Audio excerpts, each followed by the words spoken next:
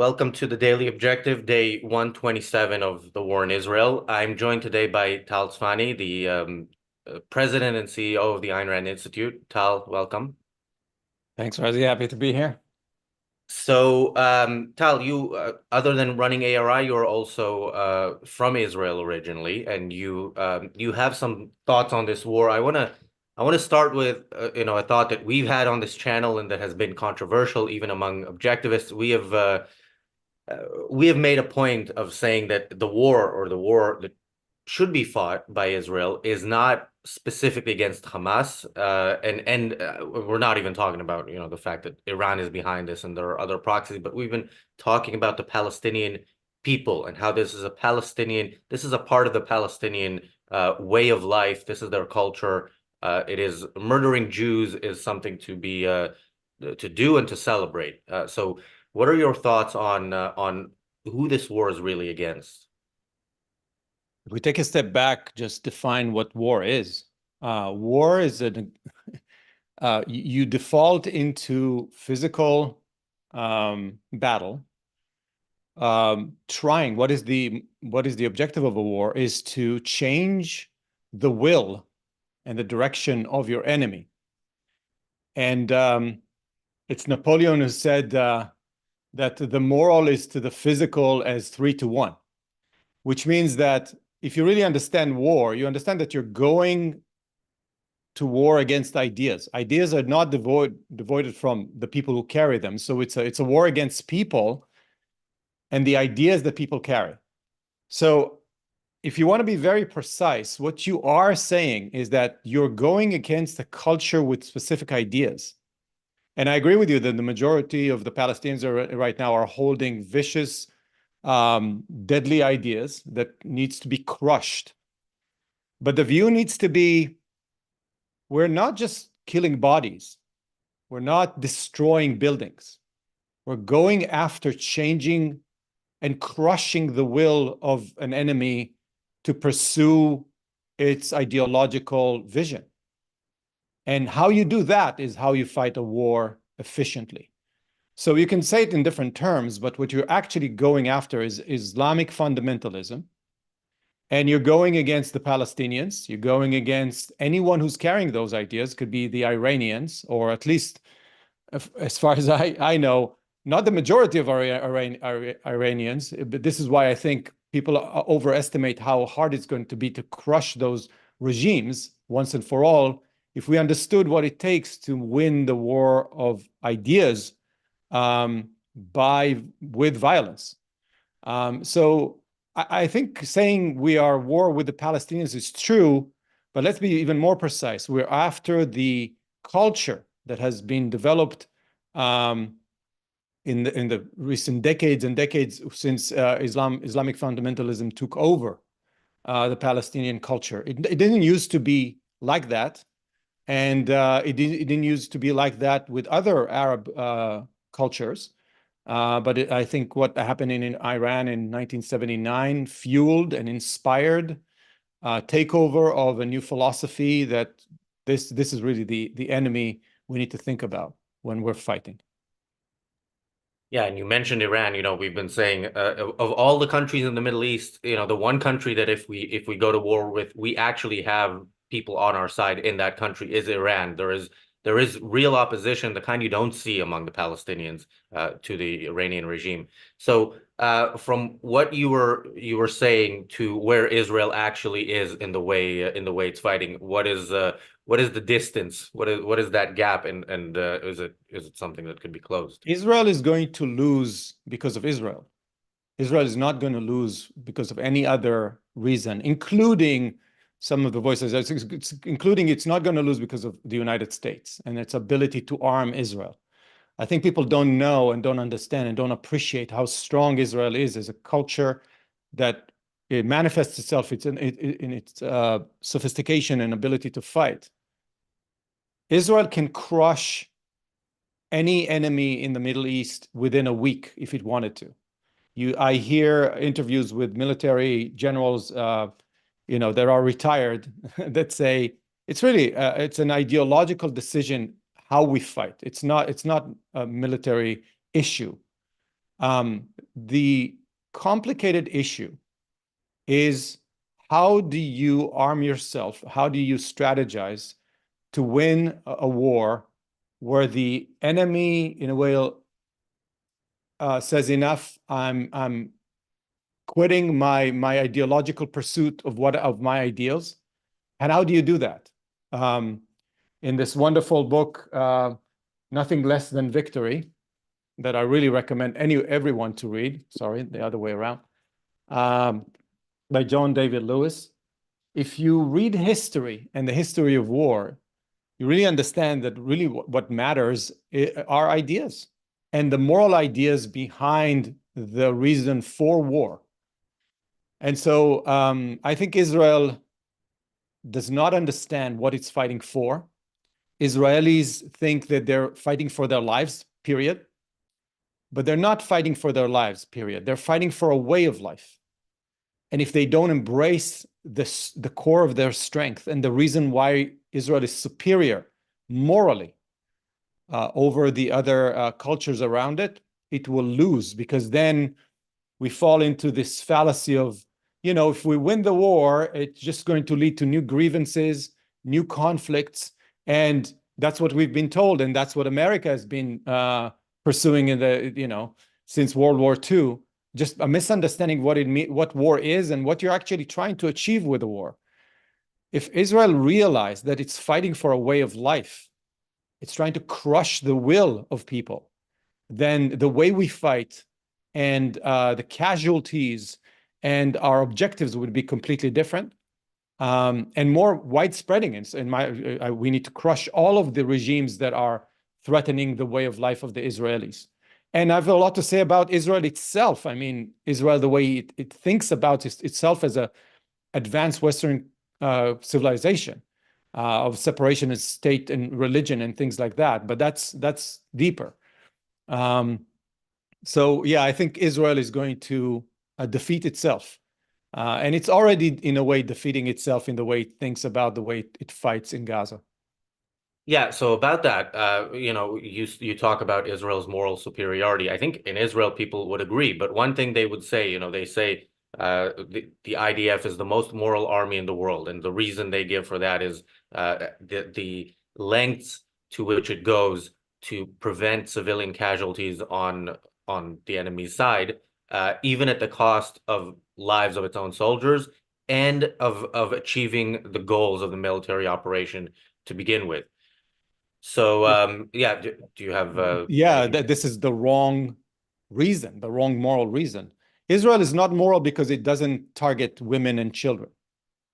Israel is moral because it's a free society that respects individual rights, not all the way, it's not perfect in any way. But that's the core of its superiority. It's not the Jewish culture. It's not, although the Jewish culture has a lot of good things in it, it's the accepting the same moral ideals, political moral ideas of the founding fathers of America, that you own your own life and that the only role of a government is to protect individual rights. And it does that inside of Israel. You can walk free, say whatever you want to say, and you own your own property and nobody steals it from you. There's a rule of law in Israel, and that's the core of its strength. And so Israelis equate the moral superiority of itself to pacifism, or whatever you want to call it, which is we try not to harm or do less harm or kill as little as possible. This is why everybody's counting bodies, which is completely irrelevant. If you want to fight ideas, you want to crush the enemy so hard to the point where it says, I'm giving up on my will to fight. I'm giving up on my vision. And Israel needs to understand that in that battle, that strategic view of seeing war, its weapon, it's the freedom and liberty that it represents on a political level, the superiority of man's mind over, you know, brute force and the will to destroy. If it understood the nature of its power, then it would leverage in a much more effective way. And we're falling into the same fallacies of how America fights today, how the whole Western world has lost its spine, if you will, moral spine and core. If it was, I had anything to say about how Israeli fights, it needs to put down such a blow on the Palestinians and on, Lebanon and Hezbollah and Iran, that people, and I think we're underestimating that people that want to live in those cultures will raise their heads and say, we're here to live, we want freedom. And I think reality is on Israel's side, which means that if you allow freedom and liberty to raise its head and give it room to develop, then the people inside of those cultures will take over. The same has happened as post-World War II with the nation building that America did. It allowed the good parts of those cultures to raise their heads, to reorganize, reorient, re-educate, and turn that culture in a different path. And that's a hard thing to do. And I want to ask more about that, but before that, although you did mention this, let's say, with what Israel is doing right now, which is much less than what you're proposing. We already hear, Biden saying it's over the top. And he's the most supportive of world leaders. So it's much worse when you look at European countries and yeah. So how much can Israel do if it really is, if it went as far as you're suggesting, where would it find itself in on the world stage? That's the problem. It needs to get off the world stage. It needs to get on a new stage and rethink the way it operates. Israel is in a unique position. It's a wedge, the forefront of Western civilization fighting barbarism. And this is why Israel is at a position that no other nation is in, I think. I can't think any parallels. To answer that question, I want to say something before that. If you think of war as a way to just kick the can down the road to the future and say it's going to create new grievances, that everybody's going to regroup, right, the day after, and we're going to fight again, and then we're going to fight again. And if that is your view, then your whole perspective is, let's minimize everything. Let's get back to calming things down. And if you think about what Biden and the Americans and the Europeans are trying to do, it's calm down, guys, calm down, calm down. We just don't want the noise. And that's a short-term, simplistic, superficial way of understanding human conflict. The deep way, if you look at history, if you want to build a foundation for a long-term peace, what you need to do is to end one philosophy, one political philosophy, and crush it to the point where one side, the defeated side, says, enough, we're not doing this anymore. It's not like we're kicking down the can down the road. There's no can anymore. The Japanese gave up. The Germans gave up. The South, in a way, did not give up enough until Sherman made sure that they understood what he means when he says, enough. We are not going to have that anymore. So what does it mean for Israel to say to the Palestinians and to Hezbollah and to Iran, enough? There's no more conflict. What will that look like? That is the way Israel should think, and ignore America. I know a lot of people say, yeah, without the weapons, without the ammunition. I don't believe that's true. If you really understood what Israel can do with its current weapon and its will, and the ideas that you educate your soldiers with, this is why we're fighting. We're not just fighting as a revenge for what happened in October 7. We're fighting because we are the good ones. We are for liberty. We are for prosperity. We are for children smiling and people living their lives in happiness. They're for death and destruction. They're for slavery. They're for coercion. If you educate and you start talking in those terms, first, immediately by Napoleon's rule, you're 3 times more powerful, and you will win the war. It's just a very complicated, complex way of thinking about a war. And then the strategy, if you act upon this strategy, then the tactics are completely different. And I think that's something that Israeli generals and unfortunately the politicians are not even close to thinking. That's not the methodology by which they think right now.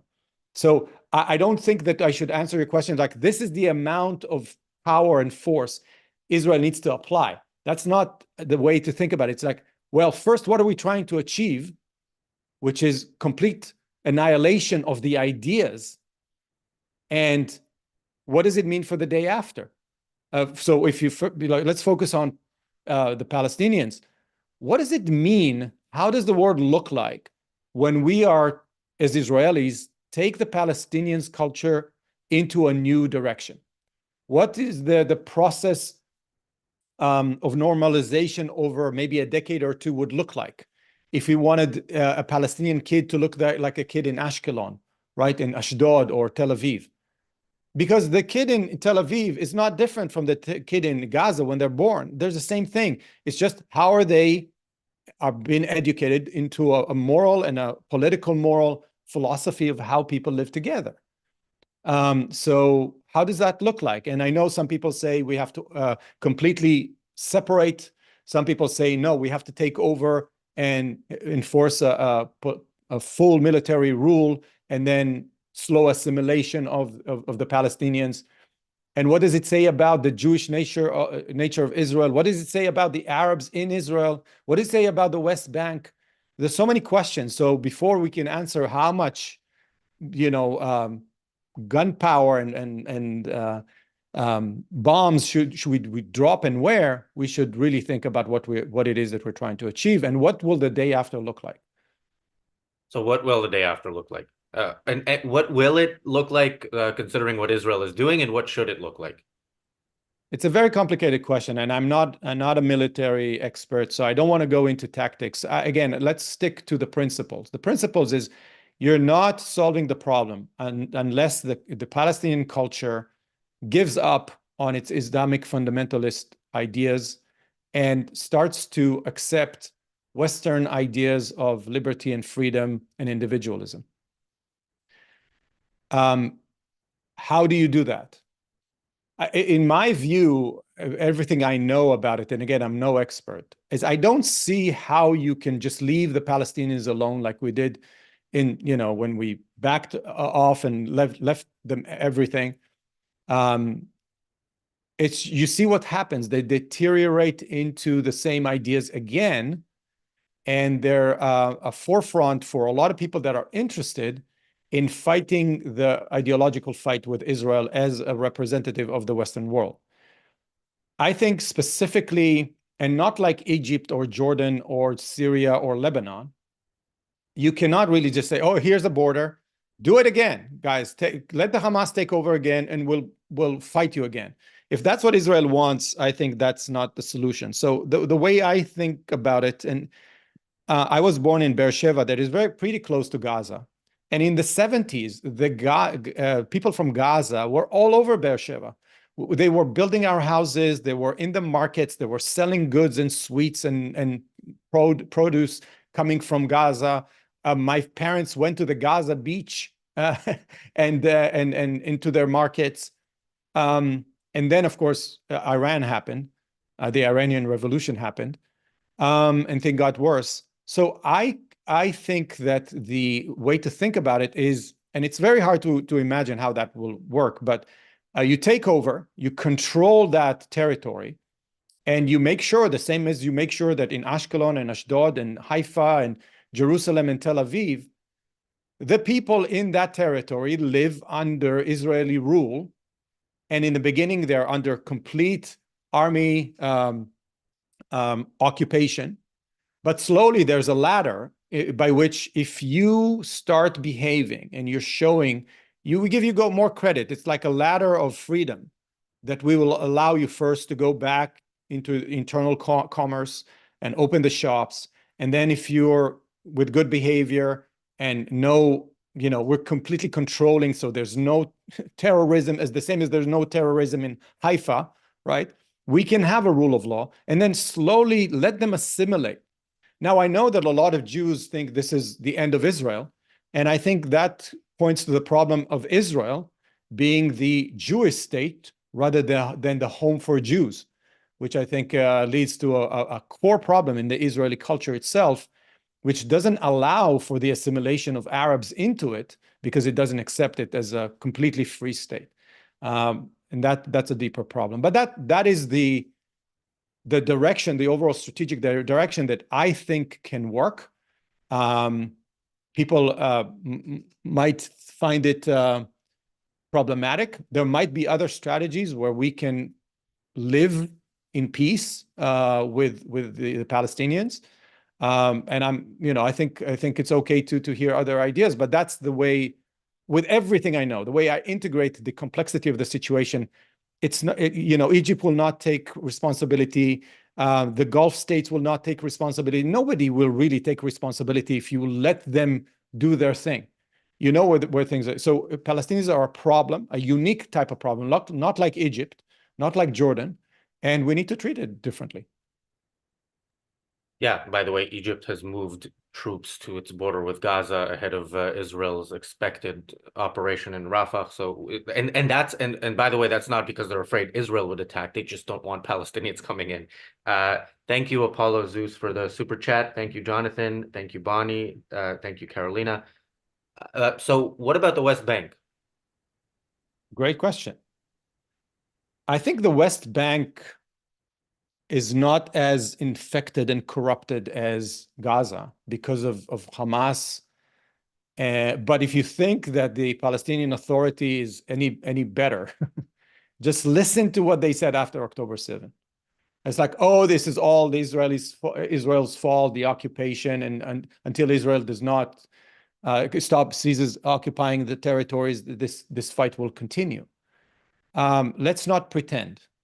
Israel needs to take over the West Bank, and it needs to eradicate those ideas as well. It's just kicking the can down the road, and you see what happens. You kick the can down the road, and when I was a soldier in 88, 89, when I was in Gaza, if there was a suspicion for a rifle in one of the houses, the military came in and demolished the house.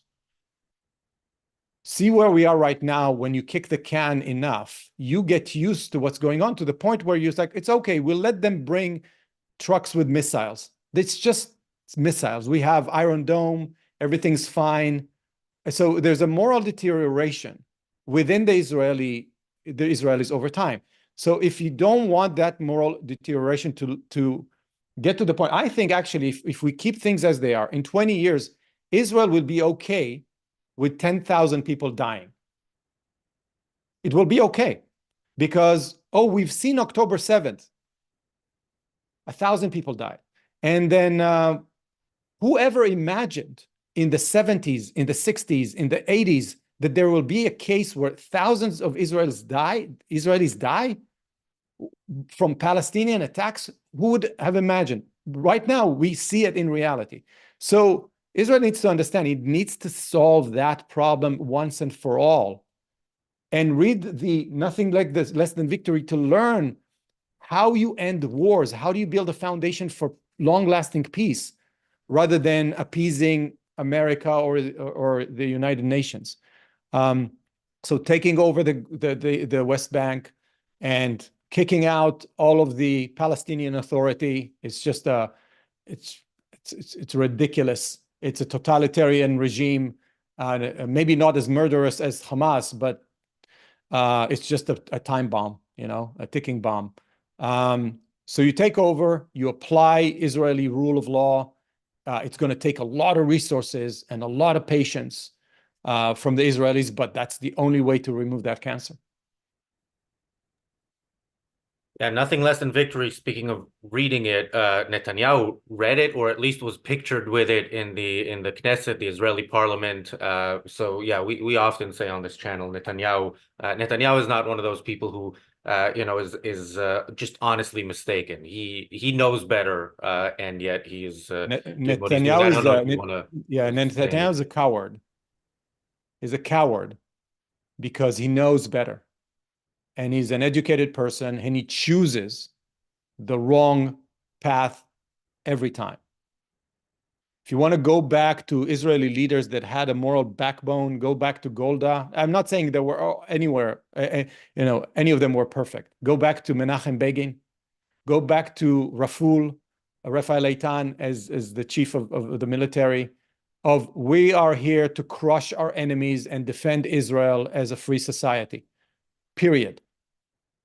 That's it. We'll do everything. We're not counting bodies. We're not equating Israel to anything else. And that was a moral certainty that led us to win so decisively in the 60s and the 70s, right? And we forgot it. We have deteriorated like the Western civilization in Europe and America.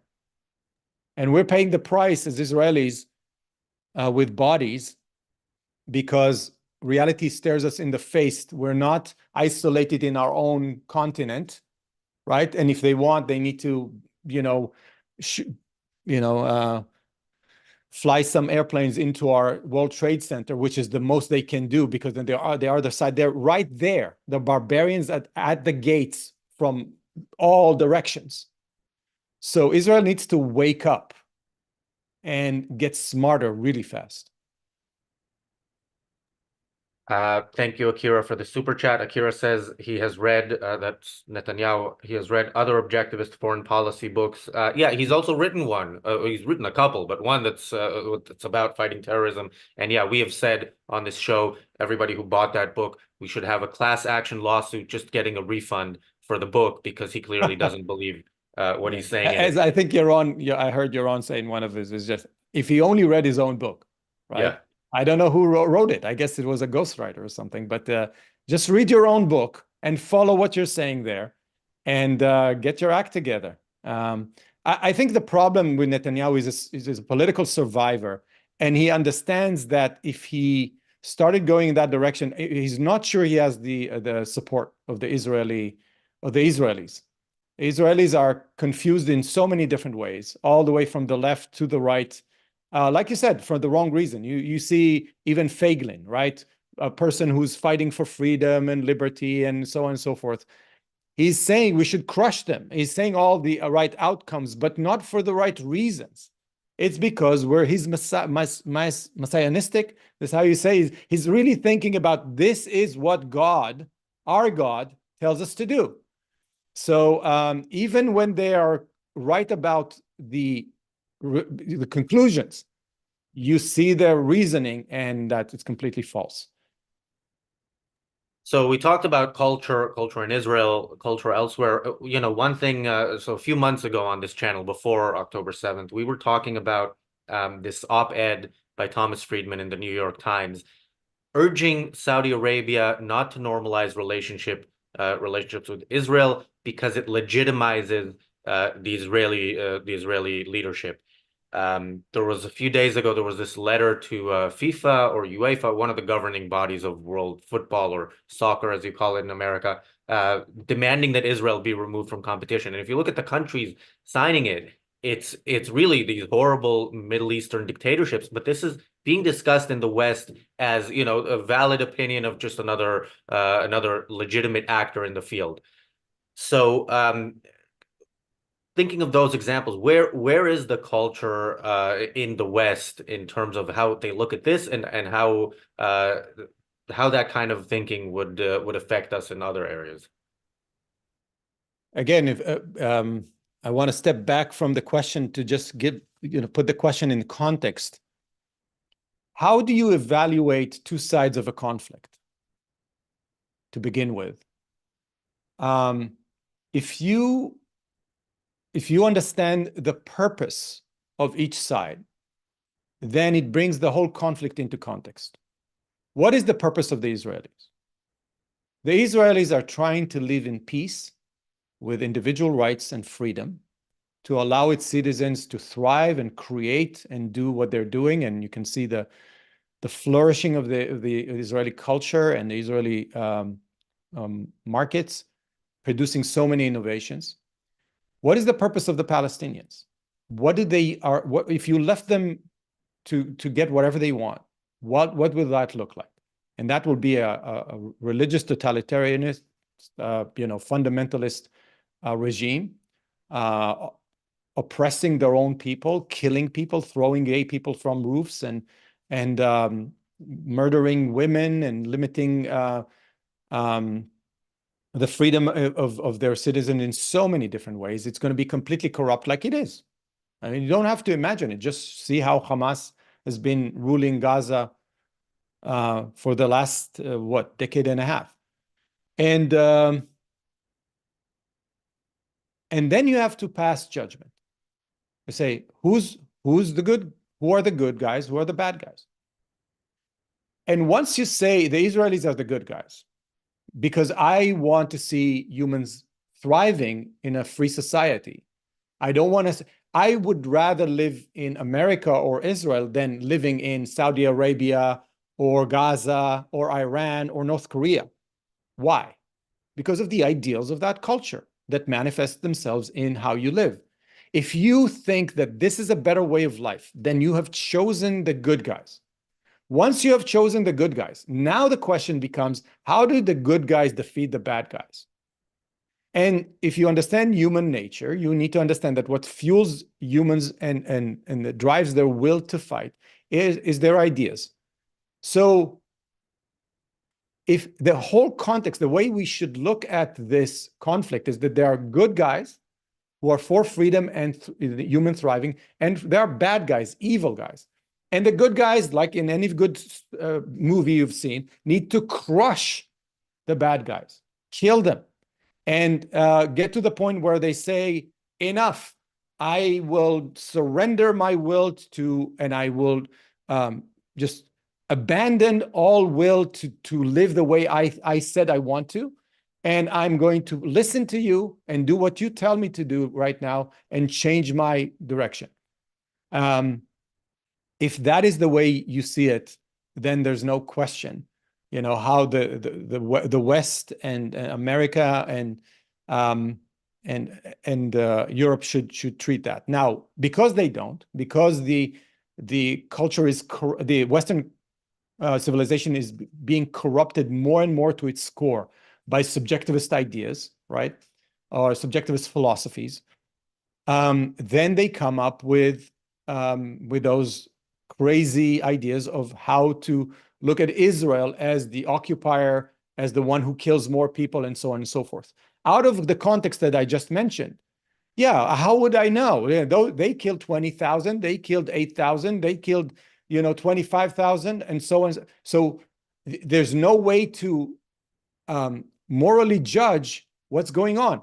The way the Europeans and the Americans are now looking at it is just, like I said, who is creating more destruction? And if our goal is to calm everything down, the person who's aggravating that conflict is the bad guy. And Israel is aggravating that problem. It sends troops and it sends bombs and so on. Maybe it will start another front in the north. Americans are like, Biden is like, no, guys, stop. This is too much, right? So if you don't realize what is the fallacy at the core of the way the West is thinking right now and evaluating Israel, then the manifestation of it will be in soccer, will be in boycotting, it will be, BDS, whatever you want to, it will have different manifestations, but the root cause is the lack of understanding of the moral reason why those two sides are at war. And the way I would talk to the people who say, equating Israel and Hamas is like, go live there. Please move from Britain, move from France, move from wherever you are, right? In Chicago, move to Gaza, move to Iran, right? Move to Lebanon under Hezbollah. Live there, please, because you are advocating for that way of life, right? So put your money and put your body where your mouth is, and you'll see they'll always back off. And again, the Ayn Rand Institute, if you listen to how we evaluated the Israeli conflict from the day it was established, from 85 through September 11, through all of the separation of Ariel Sharon and you know, just evacuating back and all, we were always the, you know, the contrarians to saying no. The peace accords, the Oslo peace accords, it's just a moral blindness that doesn't really get to the core of it. And sorry, if you don't get to the core of it, if you're not smart, you're going to fail over and over and over again. It's time to pause. And I've released one thing after October 7th because it was burning in my stomach, which is Israel has had an opportunity, which is slowly diminishing, to stop and rethink on a strategic level. And immediately we went back to tactics. Yeah, they will boycott Israel. They will do so. I mean, it's just a matter of time where Israel is going to be portrayed as a true instigator of all of this. Truth will be distorted because if you don't have moral judgment, then your ability to see life and reality as it is completely distorted. So yeah, it's going to be soccer and you know, boycotting Israeli companies. I know that the investment in Israeli companies have dropped 95%. Right now, there are people who are saying there's such an amazing arbitrage because Israeli companies, high-tech companies, in every field are just selling for such a low price. Why? Why? Right? Because of moral judgment. And even the investors who are supposed to be objective are non-objective. They're not seizing opportunities because they are morally corrupt. They don't see what's really going on. So it's a sad situation. But I want to say I'm optimistic because I think I hear more voices in Israel speak the right kind of language than I've ever seen. And maybe that's the kind of the kick in the butt that Israeli needed to wake up a little bit. Yeah, and by the way, on your suggestion that people who support the Palestinians move to Gaza, I mean, if you're in the UK, there are parts of the country you can move to that are exactly the same. So, you know, you can have LGBTQ for East London. Start from that if Gaza is too far for you or you don't want to destroy the planet by flying. Tal, we're out of time. Thank you for joining me. Where can people find out more about you and the Ayn Rand Institute? At AynRand.org, we have New Ideal, which is our publication. We write a lot. If you check our YouTube channel, you can see so many amazing discussions by our intellectuals and our intellectual network about the response to the war in Israel. Also, if you want to learn more about where those ideas and this moral certainty comes from, read Ayn Rand, her novels, her nonfiction, and if you're really interested in objectivism, learn from the best minds on the planet who carry those ideas through the Ayn Rand University, which you can find at university.aynrand.org. And we do have a very late but still on time super chat from Garbled Words. He asks, what are some great undervalued Israeli companies? This is probably where we should have a disclaimer that, you know, this is not That's not the investing place to say it, but if you're interested, there are a lot of people organizing in the United States that I know with new funds that are specifically investing in Israel all over, and they're raising money to leverage the huge opportunities right now to invest in Israeli companies that are undervalued. So do your homework. Yeah, and when you say new funds investing in Israel, if you find the new Israel fund, that is not what Tal is talking about, right? That's Keren Oh, no, HaChadasha. not the new Israeli fund. No. All right. Thanks, Tal. Thanks, everybody, for watching. Ayn Rand Center UK members, platinum and above.